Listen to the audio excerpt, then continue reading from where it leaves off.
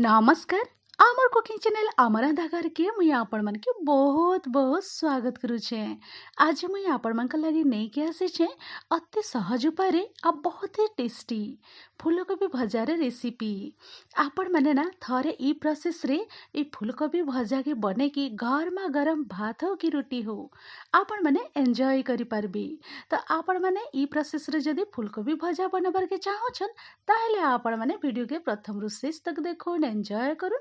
तो आज ये रेसिपी आपण मन को टिके भी पसंद हेले लाइक शेयर कमेंट तो निहाती करबी। चैनल रे जदी नुआ ताहले आमर रंधाघर चैनल के सब्सक्राइब करवा लगी बिल्कुल भी नहीं भूलबी। ताहले एबे चलून डेरी नहीं करिकी आज रही सुपर टेस्टी फूलकोबी भजा रे रेसिपी स्टार्ट करमा। त ई साइड रे आपण मन के मुई देखै दउ छे गोटे बड़ जगह रे एंता फूलकोबी के नहीं जाई छे आओ ई साइज रे मुई काटी दै छे। त पाखर मुई आपण मन के देखै दउ छे आपण माने भी फूलकोबी के टिके ई साइज रे काटी देबे बेसी बड़ भी नहीं काटबे कि बेसी छोट छोट करके भी नहीं काटबे। तो देखि पारुथिबे आपण माने तो ई साइज रे आपण माने भी फूलकोबी के काटी देबे। काटी के भल से आपण माने 2-3 थर धुई देबे। धुई सारला परे इने मुई आपण मान के देखै दउ छे। तो फूलकोबी कटाकटी तो रेडी हो जाई छे। एबे आमे काना करमा इने पूरे गरम पानी आमे देई दमा। तो पैन के आपण माने पूरा भल से गरम करी देबे पूरा फुटुथिबा से पैन के आपण माने ई पॉइंट रे ढाली देबे। तो पूरा गरम पानी मुई देई देई छे। गरम पानी देई सारला परे एंता पूरा देखि पारुथिबे आपण माने फूलकोबी सब पैन रे पूरा बुड़ी की रही जाई छी। तो आपण माने भी एतिकी पानी देबे। तो एबे आमे गरम पानी देई सारला परे कवर करिकी आमे 15 मिनिट पाखापाखी छाड़ी दमा।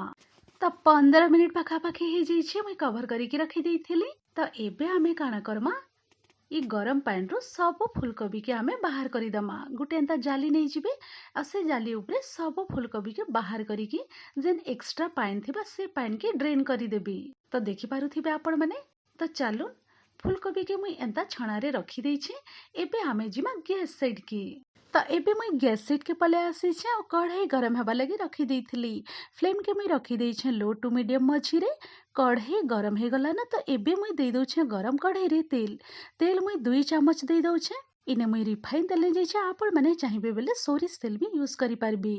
तो तेल एबे गरम हे जाई छे। गरम तेल रे आमे देइ दमा आधा चामच रो टिके कम जीरा। तो जीरा दे साला परे आधा चामच रो टिके कम मुई इने दे दउ छे सोरिष। सोरिष और जीरा के टिके आमे किछि सेकंड फुटबार लगी छाड़ी दमा। सोरिष और जीरा टिके हल्का रेंता फुटी आसला परे एबे इने मुई देइ दउ छे कटा पियाज। तो 2टा मीडियम साइज रो पियाज के एंता स्लाइस रे काटी देइथिली। पियाज कटा देइ साला परे एबे मुई देइ दउ छे कंचा लंका देइ दउ छे। कंचा लंका के एंता मझिरो एंता टिके काटी के देइ दउ छे। जदि राग पसंद आपण माने ताहले लंकार क्वांटिटी आपण माने बढ़ाई पारबी। तो एबे आमे कंचा लंका पियाज को हल्का रे भाजी दमा। बिल्कुल भी बेसी समय नहीं भाजबे। मीडियम फ्लेम रे रखी कि गोटे मिनिट ही भाजी देबे पियाज की। बिल्कुल भी कलर चेंज नहीं करबे। तो एबे मुई देइ दउ छे पॉइंट रे भृसंग पत्र देइ दउ छे बहुत ही बढ़िया बास्ना आबा। तो आपण माने भी ई पॉइंट रे भृसंग पत्र टिके ऐड करी देबे। भृसंग पत्र देइ साला परे एबे आमे फूलकोबी सब देइ दमा। फूलकोबी देइ साला परे आमे ई सब जिनिस के भल करी आमे मिसेई दमा। मिसेई दे साला परे आमे हाई फ्लेम रे 2 मिनिट आमे एंता भाजी हेबार लगी छाड़ी दमा। मने रखबे हाई फ्लेम रे आपण माने 2 रु 3 मिनिट एंता उल्टा पुल्टा करिके भाजी देबे। तो हाई फ्लेम रे मुई 2 रु 3 मिनिट पाखापाखी भाजी देइथिली। देखि पारुथिबे आ फूलकोबी रो भी हल्का हल्का कलर टिके चेंज हे जाई छे। बस एंता आपण माने भी टिके भाजी देबे हाई फ्लेम रे रखिकी। एबे मुई फ्लेम टा कमई देइ छे लो टू मीडियम मझी रे रखी देइ छे। तो एबे मुई इने देइ दउ छे कटा टमाटो। बड़ साइज रे गोटे टमाटो नहीं जाइथिली एंता स्लाइस रे काटी देइथिली और से टमाटो के ऐड करी दउ छे। कटा टमाटो देइ साला परे एबे आमे इने देइ दमा गोटे मसला और इने मुई मैगी मसला नहीं जाई छे। आपण माने भी ई फूलकोबी भजा रे मैगी मसला आपण माने ऐड करून बहुत ही टेस्टी लागबा खाइबार लगी। तो इने मुई 2 पैकेट देइ दउ छे मैगी मसला। आपण माने फूलकोबी के देखी के आपण माने मसलाटा ऐड करबे। अब बिल्कुल भी इने किछि मसला भी मुई ऐड नहीं करी मने रखबे। अब मैगी मसला रे टिके नून थीसी तो मुई इने बिल्कुल भी नून यूज नहीं करबार। जदि आपण माने टेस्ट करी कि दरकार पड़ुछे ताहले आपण माने नून टा यूज करबी।